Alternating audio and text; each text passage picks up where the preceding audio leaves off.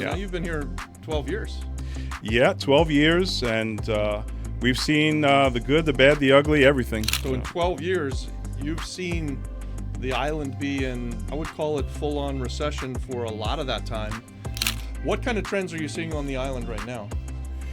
Well, on the island, I'm seeing there's still, believe it or not, a lot of these entrepreneurs have lived in New York, Europe, and they come back with these great ideas and concepts. Yeah, when I first came, no one like me was here. I remember going to the auction with me, and I was the only guy that didn't speak Spanish at the auction.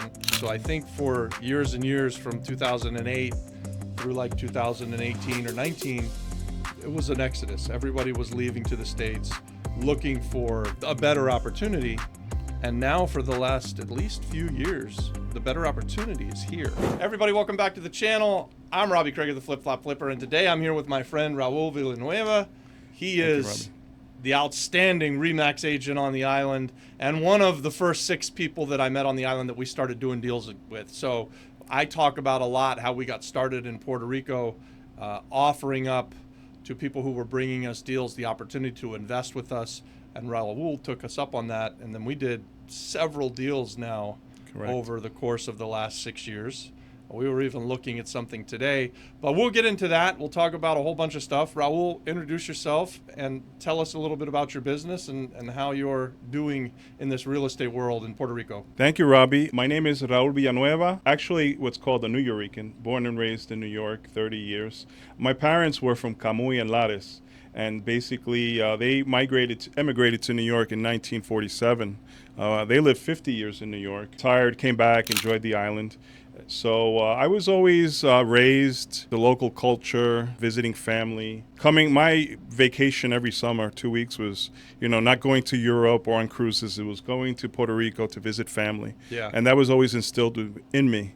So that's how I became very familiar with the island, coming here since I was a baby. And when did you move back to the island? I know you were in New York, then you were working in Florida for a while, and then you moved back to the island, I think right before I got to the island. Yes, well, in New York, I used to work with Xerox in the copier business almost 20 years. Mm-hmm. And then my wife and I left New York in 2002 to 2011 in Florida. So we came here in 2012. Okay.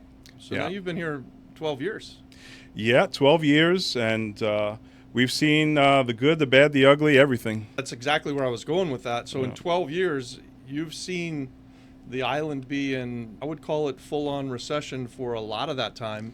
And then only like the last 5 or 6 years has it started to come out of. And you were telling me, like, just as you sat down, you're like, hey, driving in, I saw these cranes and I saw this construction going on. How has that changed the island? Yeah, well, looking back now, I mean, I remember, we've been through hurricanes, earthquakes, political unrest, if you remember. I do. All the craziness. And over the last few years, I've seen a lot of dynamic shifts on the island. Driving in here, it's always great to see cranes because that means construction, development, a robust economy. Yeah. So right down the road, you see that. I see some new high-rise condominiums, a couple that are coming up in Dorado, which is always good to see. We've seen a big shift. That's a big metric that I use to do exactly what you said, judge how well the economy is doing. When I came to Puerto Rico, one of the things that was extremely noticeable was the lack of things that were being built. Like there was one crane on the island to do whatever construction there was, and basically no one was building anything, and no one had been building anything for a decade. It was full-on recession at the time. The lights were still off when I got here, and part of what my thesis was is that, as time went on, because there was going to be so much money coming to the island through the recovery from the storm and through insurance, and then it turns out the island did a really good job of bringing investment capital to the island as well through the tax incentives that they've got. But part of our investment thesis was that, 4, 5, 6 years down the road, you'd start to see cranes in the skyline. You'd start to see things being built. So that's nice to see something that kind of came true. I think in business we have times where we think things are going to happen and they don't always happen. But in this case, I got that one right. So yeah, things take time, especially in the Caribbean. We're an island, so we're a little bit more island time. Yeah. But eventually we get there. And, I see great things for Puerto Rico. Very excited. I've always said this should be, the Hawaii of the Caribbean. if not better. So I know we'll get some hate for calling it the Hawaii of the Caribbean because we do get that. Or Singapore. Expense, let's say the Singapore expense of the housing Caribbean. and stuff like that. People will think that the investors are here to ruin the whole place. Well, there's a lot of misinformation. I get some of that too. Some of my posts. Since I've branched out to New York now, I'm expanding my business, Puerto Rico and New York. I've put some posts up on my pages, and it says, "Oh, it's only in English." I go, I apologize. Let me put it in English and Spanish. You're right for that. But then they go on further. It gets a little more deeper. And, I tell everyone, look, we're professionals in the industry, so we cannot discriminate against anyone. It's a code of ethics, being in the industry. So basically, you get some of that feedback. And at the end of the day, it's unfortunate, but I look at it as just, that's sad. It's discrimination. It's kind of the same discrimination, my parents faced when they emigrated to New York in the 1940s, Yeah. So it's an interesting. We live in interesting times, right? Like. Yeah, it's the world we live in. Who knew that this would be the way that it would go? But let's get back onto your business. You do an excellent job of meeting people who are coming to the island, either people who have left the island and are coming home, like your parents and like yourself, or people like me who are coming to the island. In fact, you're one of the very first people that I met on the island. That's right. And I talk about you on the channel quite a bit, where I talk about those 6 people who were bringing me deals right when I first came, and I offered up, hey, would you invest in them with me? And you took me up on it. Correct. And we did a couple dozen deals. I don't even know. Yeah, it's been more than a dozen deals that we've done though. Yeah, we wound up doing some fix and flips and fix and rents. And you helped me to buy some bank packages from the show back in the day. Yeah, that's when we first met. We bought an incredible piece of land in Naguabo that we just happened to be driving down the road, and you were in front of me, and you pulled over onto this path to the beach and said, hey, this was for sale one time. Yeah. And we ended up buying that and making a great deal with some seller financing there. Absolutely. We've had some good times. We've had some fun together. Yeah, some interesting times. And going back to Naguabo, I think moving forward, that the markets of San Juan, Rincon, and Dorado have literally blown up. Yeah. So I think those are the future up-and-coming areas, where there's still lots of opportunities are ripe. Yeah. Naguabo, Yabucoa, Patillas, all these local towns that are getting that effect. Hi. Good morning. We are in Naguabo, Puerto Rico, the southeast corner of the island. This is an oceanfront land opportunity, 10 acres, oceanfront.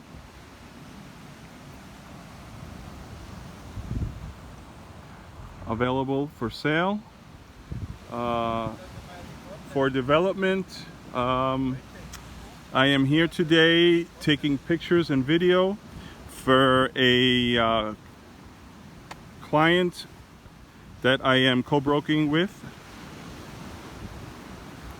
Lynn Hart from St. Louis has a client from Canada.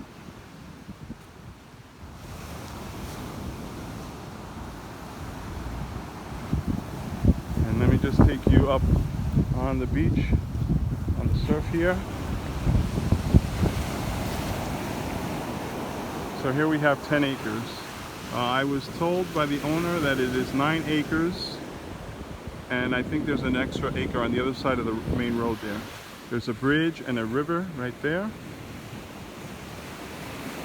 but it consists of 10 acres oceanfront. Ideal for development of some type of commercial property, possibly hotel/resort.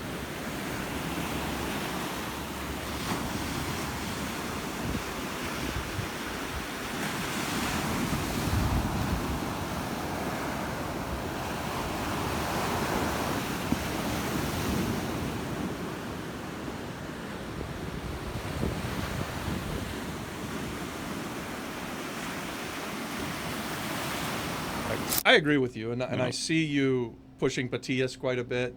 You have some family property out there, and Yes. I think those towns that are outside of San Juan are really going to start to see some terrific growth over the next few years as well. So it's still very early on. There's a lot that needs to be done. We're looking at the West Coast. You're looking at the East Coast, and so I agree with you. So Yeah, I've always been a fan of the East Coast, personally, because I think there's more experiences. You're an hour from San Juan, rainforest, take a ferry to Culebra, Vieques, go island hopping. Yeah, and it's very beautiful out there too, the Emerald Coast. And so now you've launched your business, and you're a kind of in two businesses. You've got a business in New York, and you've got a business here on the island. Tell us about your new venture.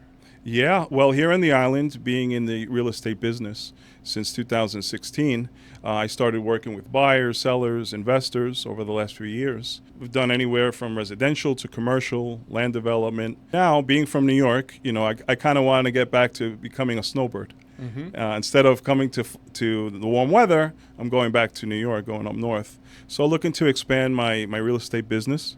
Are you going to live there, investments, or just go back and forth? Well, for now, it'll be once a month. Okay. Once a month. I'll do a lot of work virtual because we could work from anywhere now. Yeah. So I'll do a lot of my work virtual, and I'll try to pick a week of the month to have a productive work week, and fly up that week, do some meetings, presentations, networking. So do you think that you'll do more business coming from the island to New York, or from New York coming to the island?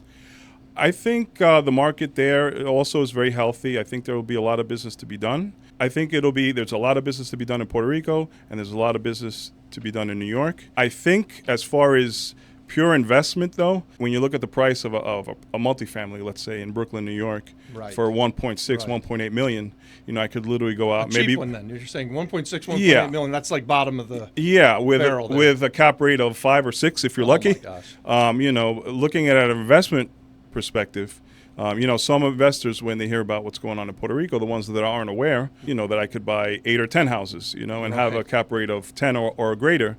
And plus you throw in opportunity zone and tourism place, I think there'll be we may do what do you call it? A buy and fly and buy. A fly and buy? Yeah. Bring I know. To the island, show them some things. Fly and buy, have a group come down, do a fly and buy. We could do some events like that. Bring them. I've got places for people to stay. I like that. Let's schedule something like September, October, because that's the time of the year that the island sort of slows down. It's a good time, as long as there's not a storm, then it's a good time for people to come. Still, it's very warm and nice weather, again, assuming there's not a storm, and we could do an event like that. Yeah. That would be great. Yeah, I think Absolutely. That would be fun. What kind of trends are you seeing on the island right now?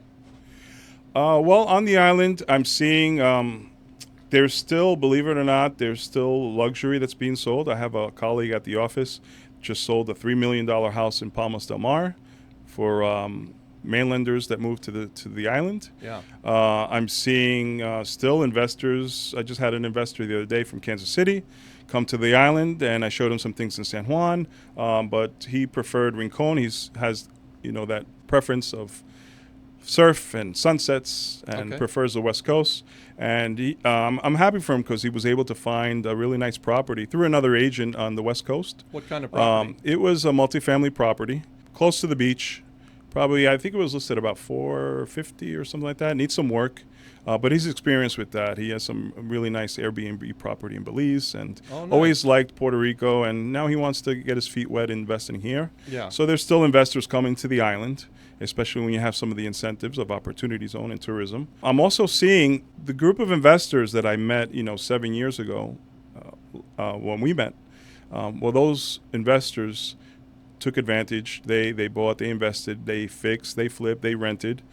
They started cash flowing. Mm-hmm. So at this point, some of those investors have chosen to sell off some of their lower income portfolio, and move on to other things, other investments like coffee plantations or farms or hotels, resorts. And I'm really happy and excited to see that recently we were given about 8 multifamilies. And in about a month and a half, we sold 5 all cash transactions. Mm-hmm. All the buyers are local entrepreneurs under 30, which is great to see. No, that's amazing. I'd like to talk more about that. So you're seeing the trend right now is that there is a group of local investors that's growing, and they're young and they're excited about buying this kind of product, right?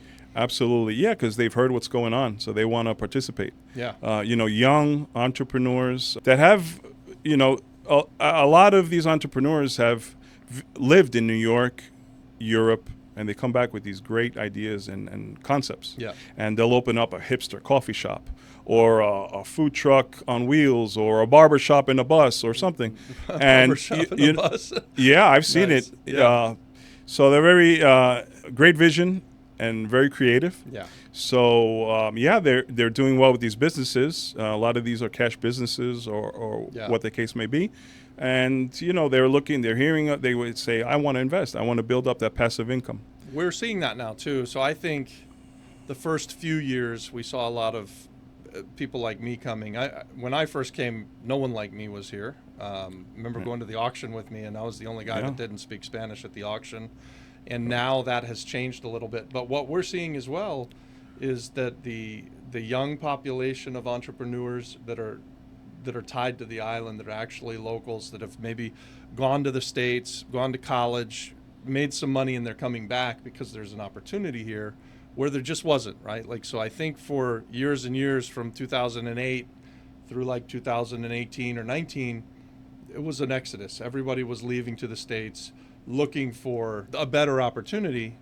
And now for the last at least few years, the better opportunity is here. The easy way to see, like you said, people who are coming from New York, their money goes much further here. There's a higher floor and a much higher ceiling when you are looking at real estate investing here on the island.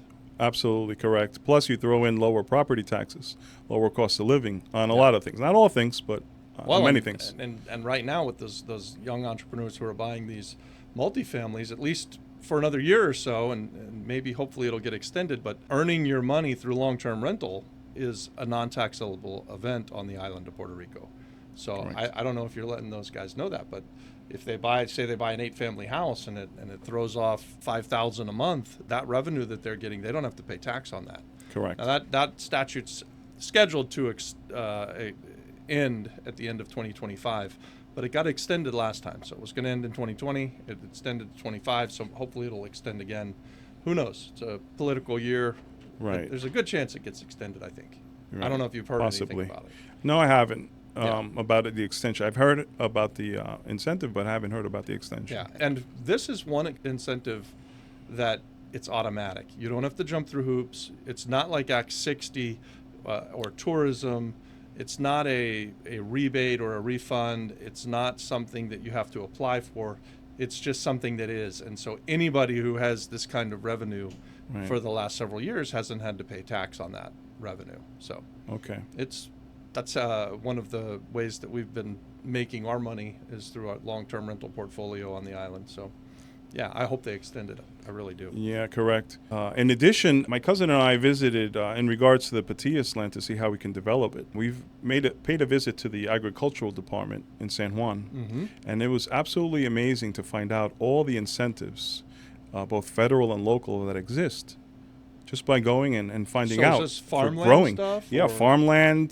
There's a ton of incentives and benefits to people who want to work land, grow. There's some type of sweet garlic. They were telling us that if you grow, you can cash flow about $14,000 to $30,000 a year because there's a demand for that. Per acre or? Yeah, it could be. I don't know exactly how it was set out on how many plots, but it's there. It's there to find out and capitalize on. I know an investor in the town, I think it's Barceloneta, that the government just leased out to him like 500 acres and they put cattle there. There's incentives for that. I even heard a story of an investor that we both know that has some sheep, placed some sheep on a small parcel of land, about 70 sheep.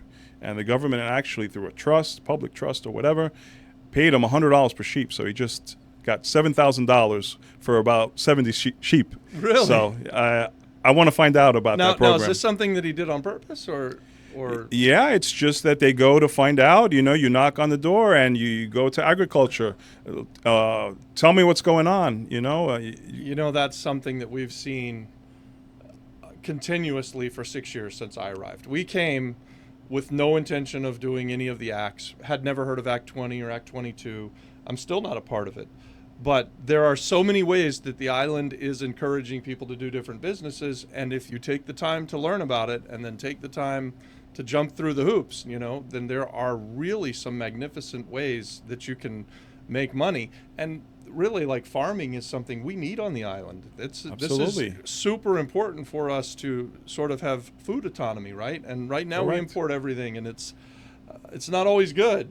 So in the past, farming has been a big part of the island's GDP, and I think that it's coming back. So I'm glad to hear about these incentives, and I had no idea. I hadn't heard about them.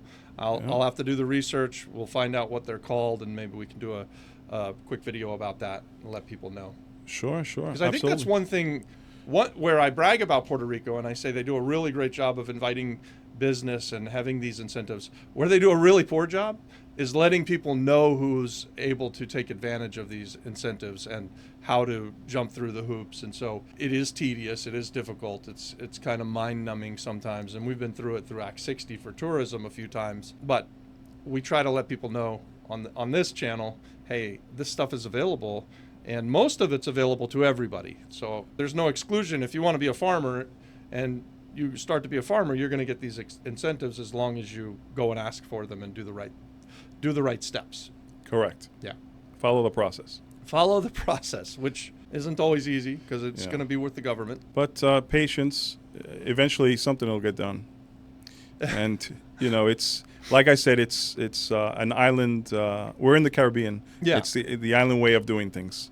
So there's something called it's island not for time. everybody, but you got to just get used to it. How did you deal with that coming from New York and then learning through island time? Because for me, coming from Orlando, it's a much faster pace back in Florida. Yeah. But I know that when I've been to New York, the pace is so much faster that I could only stay in New York City for like 3 or 4 nights, and then I got to get the hell out of there because everybody's in such a hurry. Correct. So if I came from New York to here, Yep. oh my God, I'd be pulling my hair out because the pace is just a lot slower here on the island. Right. Yeah, it's a matter of getting used to, getting accustomed. Me personally, what I try to do is just do as much as I can online, so I don't have to worry about going to lines or involved with anything like that. The other thing is when I am at on a certain line or in a delay or waiting somewhere. Yeah. That's somebody taught me this a few years ago. A gal from that moved down here from Idaho. She says that's productivity time. If you're on a line or you're waiting, well, that's where you catch up with your emails, your texts, your phone. Yeah. So you make it productivity time. Multitask. Yeah, because if you start, everyone here is so friendly that if you just start, eye contact with somebody, then they'll just keep talking and you make friends and you'll be on there You'll forever. Sit there for 3 hours. Yeah, which is fine. You can do that. Yeah. It's your choice. I like that. Make a friend or get some stuff done. Well, let's talk about. We just looked at an interesting property today. It's not going to be for me, and maybe you can share some of the video footage that you took. I'll send you some of the video. You had a good idea for it. Yeah. And listen. Very unique. I mean, I've never seen a property like this. Except in like the movies, right? Like James Bond movie or something. Like the villain on a hill. Or the Alcatraz. When I saw that big rock, it's like this humongous house. Yeah. Literally on a rock. Yeah. Huge rock. So it's a big estate. It's massively distressed, and it sits up on the hill, and you got to drive straight up the mountain to get to it.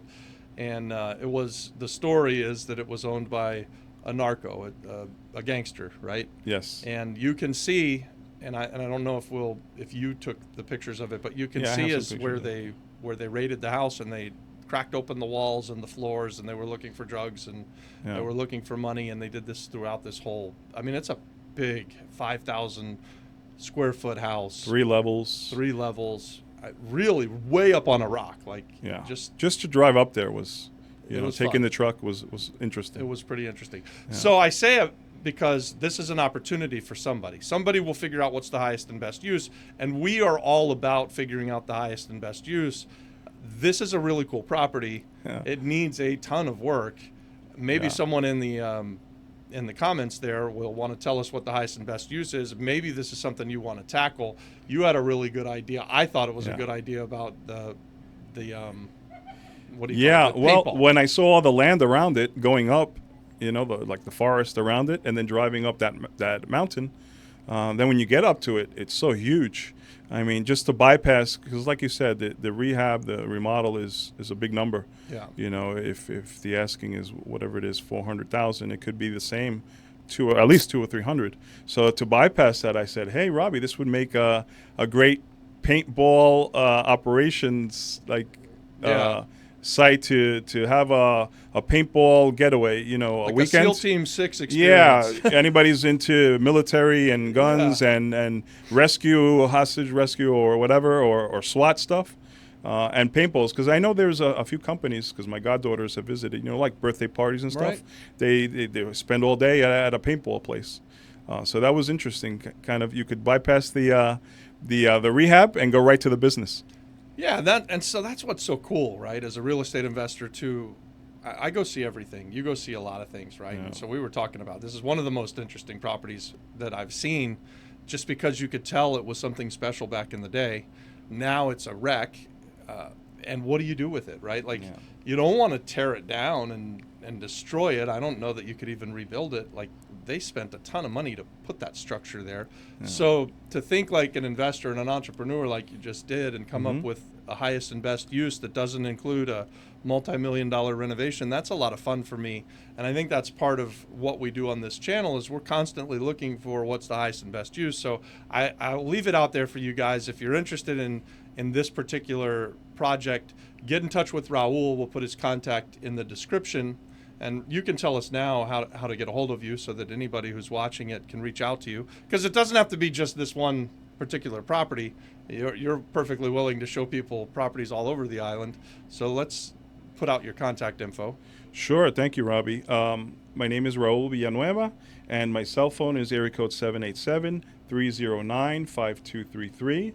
And you can also email me at rvillanueva, RVILLANUEVA, at remax.net. I'm also on social media, Facebook, LinkedIn, Instagram.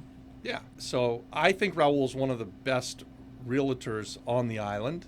Thank you. He's with Remax, who I think is a great company, and you guys do a very good job of playing well with others and doing co-brokes, and you provide the full service kind of experience. And we just closed a deal, the Surfing Turtle. We could talk about that too. Yeah, absolutely. The Surfing Turtle, boutique hotel in Luquillo, which you guys acquired and fixed up really nice and cash flowed very well for a few years. Yeah. We came across a local investor. Actually, I think he's from Venezuela who relocated here. Is his wife? His wife, here, I think. Yeah, I think, yes. And he's in the IT software business, does very well, and started investing. I think they own a hotel out in Mayagüez, and they came across this Luquillo, and they loved it. And we were able to work out a cash transaction. And they're doing really well. So we're still in touch with them. We're helping them to get up to speed on some of the different sites so that they can book and stuff like that, and figure out how to pay the room tax and those kind of things. So we're kind of paying attention to them and watching what happens with them. I think they're going to take the property and they're going to take it up to the next level, which is exactly what you want to see when I think we put our heart and soul into building that, and then we got it to a level, and we were moving in a different direction. So to see someone else come in and take it over, who's going to do more with it than we did, that's a lot of fun for us as real estate investors. Correct. Yeah. Is there any really cool projects that you've seen that you want to mention to get people excited, maybe to get them to call you about? Or what kind of projects would that be? Yeah, I think the need, there's some developers that are doing some affordable housing projects around the island, which is always good to see, and there's always a need for that. Where are you seeing those projects? Local towns, Manatí, Barceloneta. Okay. So local towns, that are an hour from San Juan, that maybe you work in San Juan and live in a nice new construction. We have a housing. 200-unit complex in or in Lares yes. that is perfect for that. And we're trying to do something with Chris, and maybe we have a deal, but I don't think it's set in stone. So if you've got somebody who's doing those kind of projects, we'd like to talk to them too. Yeah. I'm very interested in how we can provide affordable housing. It's really hard right now because it just costs so much to build. So anybody who's actually doing it and has figured out how to keep the cost down, maybe there's tax credits even for that kind of project. I don't know. Do you? Yeah, there could be. We just did an open house at a house in Tuabaja, over the weekend, and local couples, first-time home buyers. We had about 6 or 7 visit and about 5 or 6 offers. Okay. And a couple of them are the R3, the local government incentive to buy a house up to $50,000 for the down payment. So how does that work then? Let's say they come in and they offer $250,000 for the house. They use their voucher for the $50,000 for a 20% down payment, Yes. and then they get a traditional FHA. FHA loan. Thank you. Yes. Yeah. Yeah, the vouchers is by filling out on their website. I think it's a CBDG website. Okay. There's some paperwork that needs to be filled out and processed. And then a lot of lenders are assisting, the buyers with that voucher. So did they have to be negatively impacted through COVID or the storm? How far back are these vouchers, or what are these vouchers for? No, these are current, recent. It's just a certain qualification as far as income. Low income. Low income. I think it's under 60,000 or less. Okay. Got to double check that number, but it's for lower income. That's awesome. First-time home buyers. Nice. It's a great incentives. Yeah. For young couples starting out with children to purchase that first home instead of renting. Yeah, guys, this is exactly what I'm talking about with Puerto Rico. They're finding a way to make affordable housing affordable, because it really is very hard with this inflationary time to build at this level so that you can sell at affordable housing. Can they use the vouchers to buy anything, or is there a certain level at which do they have to keep them at affordable housing, or can they take the voucher and go buy something in Dorado Beach East? Yeah, no. Basically, what I've seen is mostly for single family home and multifamily home. I believe I got to double check or just. But like up clarify. to a 3 or 4 up family to house? I think it's two units, I 2 believe. units? Okay. And obviously they have to live one of the units. All right. But it may be up to 3 or 4 units. And if somebody has a voucher, will you help them find a house? Yes, our team is there to help and assist in the process. Okay. Now, that's something with the sellers that we have to let them know that we have a possible buyer with a voucher, because, some are open to accepting the voucher and some aren't. It does, from what I've heard, it can take a little bit of time. Yes. Things already go slowly here, so as a seller, I can see why maybe you would want to go faster and not want to do it. But I do think that it does encourage development and encourages people to go and build houses knowing that there are these vouchers out there. Correct. Yeah. Absolutely. Well, that's really cool. I'd love to hear more about that. So if you'll share information about that. Sure. You've given me a couple of things that I don't really know a lot about, though. Any kind of farm aid that's going on, I'd love to hear more about. Farm and livestock aid, absolutely. And anything that's going on with affordable housing, we are really interested in and trying to figure out how we can be more involved in affordable housing. So we've done the investment as a landlord where we provide affordable rents either through Plan Ocho, Section 8, Correct. or just regular market rents, but in areas where it's affordable housing. But what we haven't been able to figure out is how to build at a price that makes sense to be able to sell at what I think is that affordable housing has got to be certainly less than $300,000, probably less than like $250,000 to really truly be affordable. Yeah, I would say right now in the market locally, under 200. Under 200 even. Under 200, 250. So then you've got to be building. You either need to be building at sub $100 a square foot, or you need to have some kind of government assistance like with these vouchers. Correct. Yeah.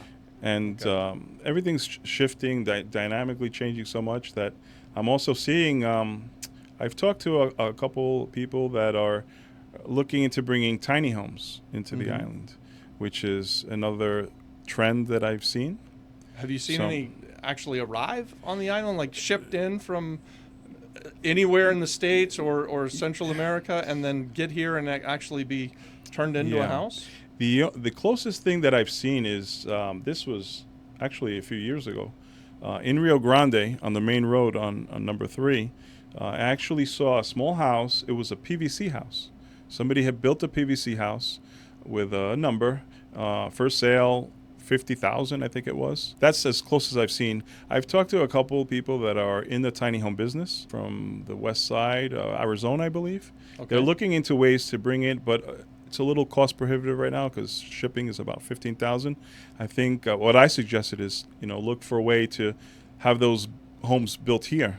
Yeah. With local material. They're more weatherproof because there's a great local workforce. Set up a plant for that here. Yeah. So I was saying manufacturing's always been a big part of the economy. So if somebody does come, or I would say when somebody comes, because there are many, many people that are trying to get this done. I'm talking with a company called ArcBuild. But whoever figures this out, gets here, sets up the manufacturing, they're going to have some pretty good success. So I think there's a big need for that. And they don't have to be super tiny either, right? That's just trying to figure out how to build them at a price that makes sense to be able to sell them affordably. Correct. Yeah. So we're really excited about having that happen. So if you see, again, when we've done these upcycled shipping containers, but I don't think they quite work for real housing. We use them as like guest house or hotel type rooms, and they work for that, but I don't know if they're big enough that you'd really want to live in them. They're 400 You probably have to feet. Stack 2 or 3. Yeah, if you stack them. I've seen some beautiful designs doing that. I saw a beautiful high-end luxury one on Airbnb in Naguabo, I think it is. Really? Yeah, it's one on top of the other, and I mean really high-end luxury, and I think it's like $260 or $300 a night. Yeah. Wow. Yeah. $260 or $300 a night. That's a pretty good price point for a hotel. They're making some money on something that they probably built for less than $100,000 or so. When we say tiny home, do we mean prefab? So tiny home generally, I think, is that 800 square feet or less. Maybe you have a different definition, and it could be prefab. It can be in the States. We would do like stick built tiny homes. I don't think anybody's really going to be feeling comfortable about living in a 2x4 frame tiny home here on the island, but you never know. Yeah. As we know, the construction in Puerto Rico is mostly all concrete or armored concrete to survive the elements of the hurricanes and the earthquakes. It's well-built stuff. That's probably, 90% of the construction here. And I hope that it continues to be that. Like I know that in Florida 20 years ago or so, we started to see these apartment buildings go up, and they build them out of wood, and then they wrap them with a material and put stucco on them and try and pretend like they're concrete, and they're not. And the termites get them, and then they're crap after like a few years. And the worry would be that things have gotten so expensive that someone would bring that here to the island, because it would be cheaper, and it could fit the bill of being able to sell that affordable housing by building that way. But man, what a disaster it is, especially with what happens with the elements and the termites and things that they don't last. So I hope that we continue to build with the concrete, the armored concrete you called it, because that stuff lasts. I mean, you can have an earthquake, you can have a hurricane in the same week, and your house is mostly good, sitting chilly unless something falls on it or something. Yeah, I think that's the trend that should increase, the way we should go, especially now with all the crazy weather and global events with global warming and this and that. So some of these steel-built prefab homes would hold up as well. So sure. that would work as well. So anything else you want to talk about? Any special deals that you've got out there that you want to tell the audience about? Anything that you're excited about that you want to invite people to contact you about? You got the floor here for the next few minutes. Oh, thank you, Robbie.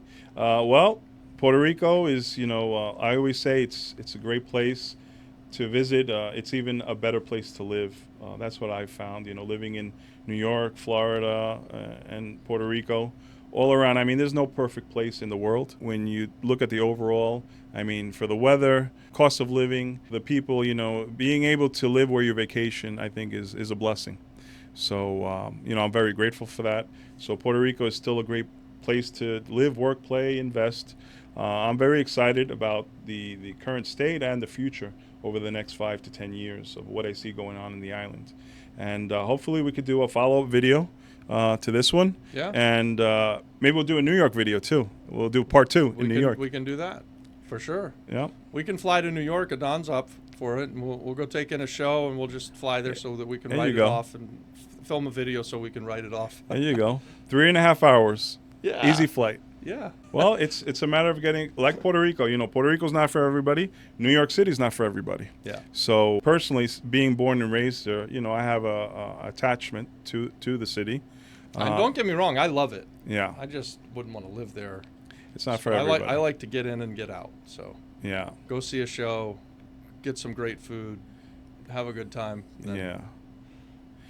I'm attached to the city, specifically the Empire State Building, for example. Yeah. You know, everybody recognizes the iconic Empire State Building. Yep.